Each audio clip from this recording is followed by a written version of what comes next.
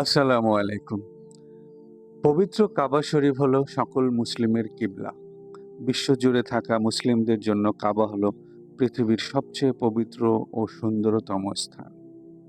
এই পবিত্র স্থানটি অবস্থিত মক্কা শরীফের মসজিদুল হারামের মাঝখানে। বিশ্বের প্রত্যেক মুসলিম এখানে হজ এবং উমরা পালনের জন্য আসেন। যখনই মুসলিমরা নামাজ পড়েন, তারা পৃথিবীর যেখানেই থাকুন না কেন, মুখ ফেরান এই কাবার দিকে। এই ভিডিওতে আপনাদের জন্য নিয়ে এসেছি পৃথিবীর সবচেয়ে পবিত্র এই স্থানের 10টি গুরুত্বপূর্ণ ও দর্শনীয় স্থান সম্পর্কে বিস্তারিত তথ্য। চলুন শুরু করা যাক। প্রথমেই শুরু করব হাজরে আসওয়াদ, জান্নাত থেকে আগত পাথর। হাজরে আসওয়াদ, যেটিকে আমরা কালো পাথর বলে ও জানি, এটি পবিত্র কাবা শরীফের পূর্ব কোণায় স্থাপিত একটি বিশেষ পাথর। পবিত্র কাবার 4টি কোণার মধ্যে হাজরে আসওয়াদ যুক্ত কোণাটি সবচেয়ে গুরুত্বপূর্ণ ও সম্মানিত বলে বিবেচিত। এই পাথরটি 605 খ্রিস্টাব্দে প্রিয় নবী হযরত মুহাম্মদ সাল্লাল্লাহু আলাইহি ওয়াসাল্লাম নিজ হাতে কাবার দেয়ালে স্থাপন করেছিলেন। তখন এটি ছিল সম্পূর্ণ একটি পাথর, কিন্তু সময়ের পরিক্রমায় এটি বিভিন্ন টুকরোয় ভেঙে গেছে। বর্তমানে 3টি বড় টুকরো ও অনেক ছোট ছোট টুকরো একত্রে করে একটি রূপার তৈরি বৃত্তাকার ফ্রেমে স্থায়ীভাবে লাগানো হয়েছে।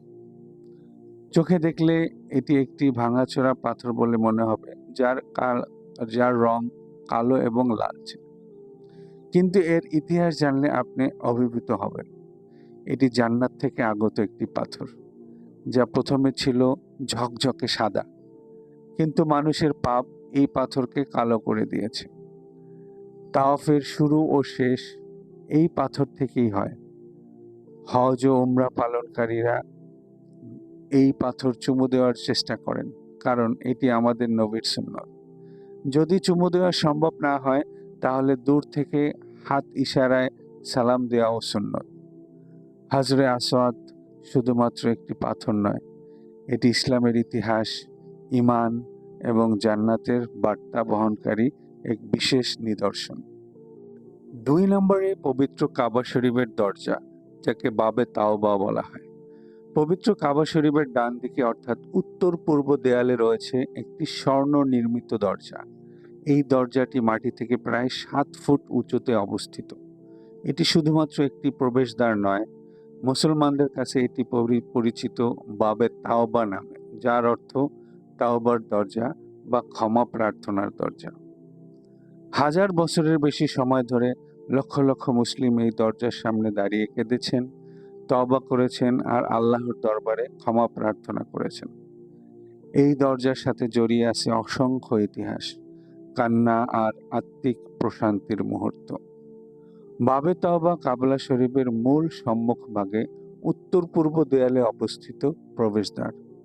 1942 সালে এটি প্রথম তৈরি হয়েছিল রূপা বা সিলভার দিয়ে, কিন্তু 1979 সালে সৌদি আরবের বিখ্যাত স্থপতি আহমেদ বিন ইব্রাহিম বাদর এটি নতুনভাবে তৈরি করেন খাঁটি সোনায়। এই দরজাটির ওজন প্রায় 300 কেজি সোনা, যা একদিকে ইসলামের ঐতিহ্য, আরেকদিকে সৌন্দর্য ও মর্যাদার অনন্য প্রতীক। এই দরজা দিয়ে কাবার ভিতরে প্রবেশের জন্য ব্যবহৃত একটি বিশেষ কাঠের সিঁড়ি। এই সিঁড়ির নিচ থেকে চাকা থাকে, যা সহজে সরানো যায়।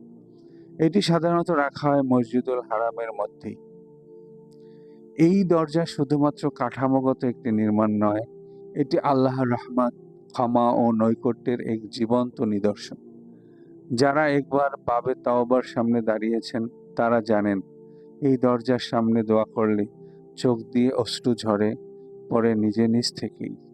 মিজাব আর রাহমা, কাবা শরীফের সোনালী পানি নির্গমন নালী। পবিত্র কাবা শরীফের ছাদ থেকে একটি সোনালী নালী ঝুঁকে পড়ে হিজরে ইসমাইল অথবা হাতিমের দিকে। এই বিশেষ নালিকাটির নাম মিজাব আর রাহমা, অর্থাৎ রাহমতের ঝর্ণা। এটি অবস্থিত রুকনে ইরাকি ও রুকনে শামি, এই দুটি কোণের মাঝামাঝি। প্রথমবার এটি কাবার নকশায় যুক্ত করা হয় 1627 সালে। এর আগের বছর অর্থাৎ ১৬২৬ সালে মক্কায় হয়েছিল এক ভয়াবহ বন্যা। প্রচণ্ড বৃষ্টিতে কাবার ৪টি দেয়ালের মধ্যে ৩টি ধসে পড়ে। এর ফলে পরের বছর যখন কাবা পুনর্নির্মাণ করা হয়, তখন বৃষ্টির পানি নিঃসরণের ও কাবার ভিতর জমে থাকা পানি দূর করতে মিজাব আর রাহমা তৈরি করা হয়। এই সোনার তৈরি নালীটি কেবল ছাদের পানি ফেলতেই ব্যবহৃত হয় না, বরং এটি মুসলিমদের কাছে রহমতের প্রতীক হিসেবে বিবেচিত। বিশেষত যখন বৃষ্টির সময়ে নালীর নিচে পানি পড়ে হিজরে ইসমাইল এসে জমা হয়, তখন বহু হাজি ও উমরাহ যাত্রী সেই জায়গায় দাঁড়িয়ে দোয়া করে, কারণ বিশ্বাস করা হয় এই সময় সেখানে রহমতের দরজা খুলে যায়। আল শাজরওয়ান, কাবা শরীফের ভিত্তির গোপন অংশ। পবিত্র কাবা শরীফের গঠন শৈলীতে একটি অংশ রয়েছে যা অনেক হাজি বা উমরাহ যাত্রীর চোখ এড়িয়ে যায়। এই অংশটির নাম হলো আল শাজরওয়ান। এটি মূলত কাবা শরীফের দেয়ালের নিচের সাদা মার্বেলের ঢালু অংশ, যার ভেতরে সুনিপুণভাবে বসানো হয়েছে বাদামি মার্বেলের খণ্ড। এই মার্বেলের খণ্ডগুলোতে খোদাই করে লেখা রয়েছে অজু করার নিয়ম এবং নামাজের কিছু গুরুত্বপূর্ণ আদব ও দোয়া, যা ইসলামের শিক্ষা ও পবিত্রতা রক্ষার প্রতীক। আল শাজরওয়ান হলো মূলত কাবা শরীফের পুরনো ভিত্তির বাকি অংশ, যা প্রাচীন নির্মাণকাল থেকে এখনো অটুটভাবে টিকে আছে। এই অংশটিকে সংরক্ষণের উদ্দেশ্যে এমনভাবে তৈরি করা হয়েছে যেন এটি বৃষ্টি বা পানি থেকে ভিজে না যায় এবং তাওয়াফকারীদের সুরক্ষাও বজায় থাকে। অনেক ধর্মপ্রাণ মুসল্লি কাবা তাওয়াফ করার সময় আল শাজরওয়ান স্পর্শ করে থাকেন, কারণ এটি শুধু একটি স্থাপত্যের অংশই নয়, বরং এটি পবিত্র কাবার অতীত, ভিত্তি এবং ইবাদতের স্মৃতিকে ধারণ করে রেখেছে। হিজরে ইসমাইল বা হাতিম, জান্নাতের ছায়াতল। আপনারা নিশ্চয়ই তাওয়াফের সময় পবিত্র কাবা শরীফের পাশে একটি অর্ধবৃত্তাকার দেয়াল লক্ষ্য করেছেন। এই অংশটির নাম হিজরে ইসমাইল বা হাতিম। এই দেয়ালটি প্রথমে কাবা শরীফের অভ্যন্তর্ভুক্ত ছিল, কিন্তু পরবর্তীতে কাবা পুনর্নির্মাণের সময় এটি বাইরে রেখে দেওয়া হয়। তাই এই স্থানটি কাবার বাইরের অংশ হলেও এর ফজিলত ও পবিত্রতা ঠিক কাবার ভিতরের মতোই। হিজরে ইসমাইল কাবার উত্তর পশ্চিম দেয়ালের বিপরীতে অবস্থিত, তবে এটি কাবা শরীফের সাথে সরাসরি যুক্ত নয়। ইসলামী বর্ণনায় বলা হয়, এই পবিত্র স্থানে হজরত ইসমাইল আলাইসাল্লাম ও তার মাতা হজরত হাজেরা আলাইসাল্লাম সমাহিত আছেন। অন্য হাদিস ও বর্ণনায় উল্লেখ রয়েছে যে এটি সেই স্থান যেখানে আদম আলাইসাল্লাম তার ভুলের জন্য আল্লাহর কাছে ক্ষমা প্রার্থনা করেন এবং আল্লাহ তাকে ক্ষমা করে দেন। এই স্থানটি তাই পরিচিত মাগফিরাতের স্থান হিসেবে। প্রিয় ভাই ও বোনেরা, এই জায়গায় 2 রাকাত নামাজ পড়া অত্যন্ত ফজিলতপূর্ণ, তবে হজ ও উমরা মৌসুমে এখানে জায়গা পাওয়া অনেক কঠিন। তবুও যারা এই সৌভাগ্য অর্জন করেন তারা সত্যিই ভাগ্যবান। আল মুলতাজাম, ক্ষমা ও কান্নার দরজা পথ। চলুন এবার আমরা যাই কাবা শরীফের এক অতি গুরুত্বপূর্ণ ও আবেগঘন স্থানে, যার নাম আল মুলতাজাম। এই স্থানটি হাজরে আসওয়াদ এবং কাবার দরজার মাঝখানের প্রায় 2 মিটার জায়গা। এই ছোট্ট স্থানটির মধ্যে লুকিয়ে আছে অসীম রহমত, অশ্রু, ক্ষমা ও আত্মসমর্পণের গল্প। মুলতাজাম শব্দের অর্থ আঁকড়ে ধরা, আর ঠিক সেটাই এখানে ঘটে। লক্ষ লক্ষ হাজি ও উমরা যাত্রী এই দেয়ালের সাথে বুক চেপে ধরে কান্না করে, দোয়া করে, ক্ষমা চায়। বলা হয় এই স্থানে গিয়ে আল্লাহর দরবারে যা চাওয়া হয় তা ফিরিয়ে দেওয়া হয় না, শুধু চাইতেই হয় বিশ্বাস ও ভালোবাসা দিয়ে। নবী মুহাম্মদ সাল্লাল্লাহু আলাইহি সাল্লামের যুগ থেকে শুরু করে আজ অবধি এই স্থানটি হয়ে উঠেছে আত্মিক প্রশান্তির কেন্দ্র, যেখানে পাপের বোঝা হালকা হয়, হৃদয় নির্মল হয়। আপনি যদি কখনো তাওয়াফ শেষ করে এখানে দাঁড়াতে পারেন, তাহলে বুক দিয়ে দেয়াল জড়িয়ে ধরে চোখের জল ফেলতে ভুলবেন না, কারণ এই মুলতাজাম আল্লাহর রহমতের এক নিঃশব্দ দরজা। মাকামে ইব্রাহিম, নবী ইব্রাহিম আলাইহিস সালামের পদচিহ্নে নির্মিত স্মৃতি।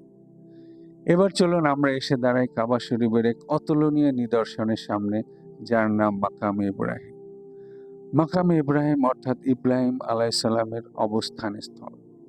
এটি হলো এক বিশেষ পাথর, যার উপর দাঁড়িয়ে নবী ইব্রাহিম আলাইসাল্লাম কাবা শরীফের উঁচু দেয়াল নির্মাণ করেছিলেন।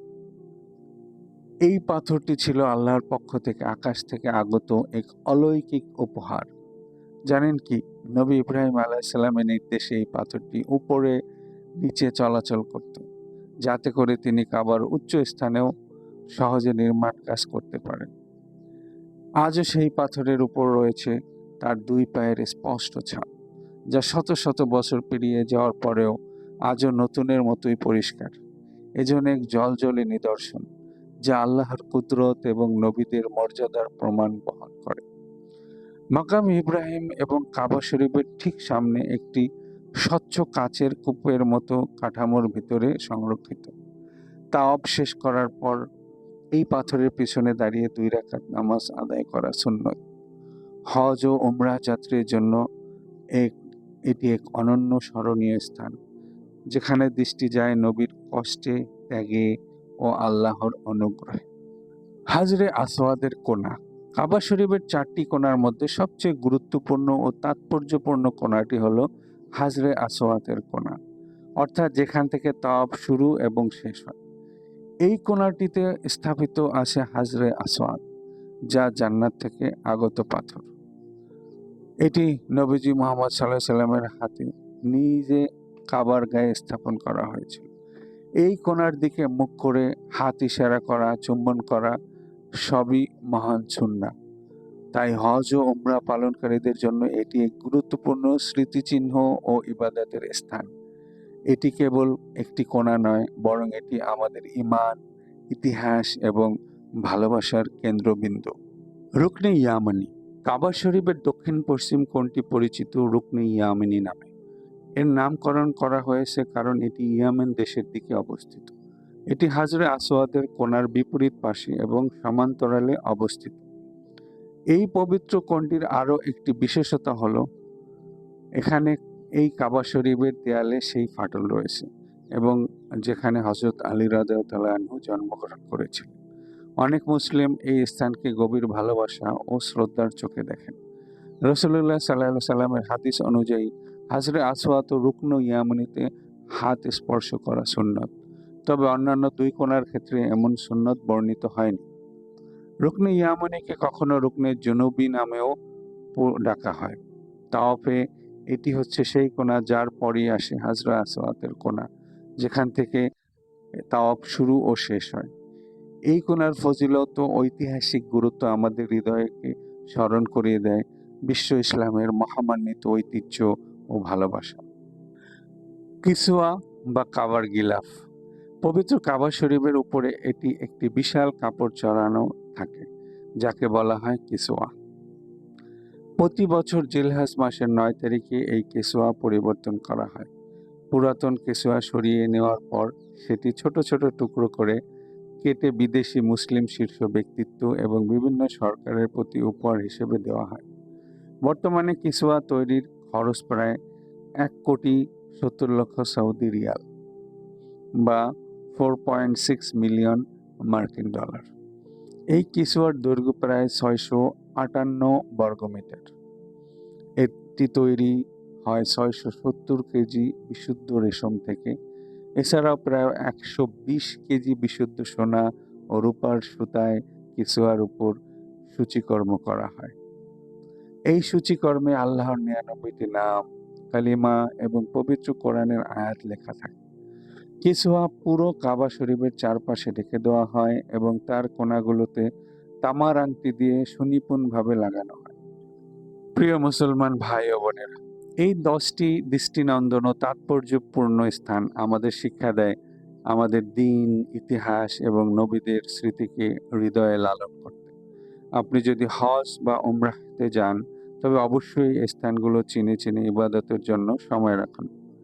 এই ভিডিওটি ভালো লাগলে দয়া করে লাইক দিন, শেয়ার করুন আপনার বন্ধু ও পরিবারের সঙ্গে, আর অবশ্যই সাবস্ক্রাইব করুন আমার YouTube channel move with Mohsin. আল্লাহ আপনাদের সবাইকে এই পবিত্র স্থানগুলোর সঠিকভাবে জিয়ারত করার তৌফিক দান করুন। আমিন।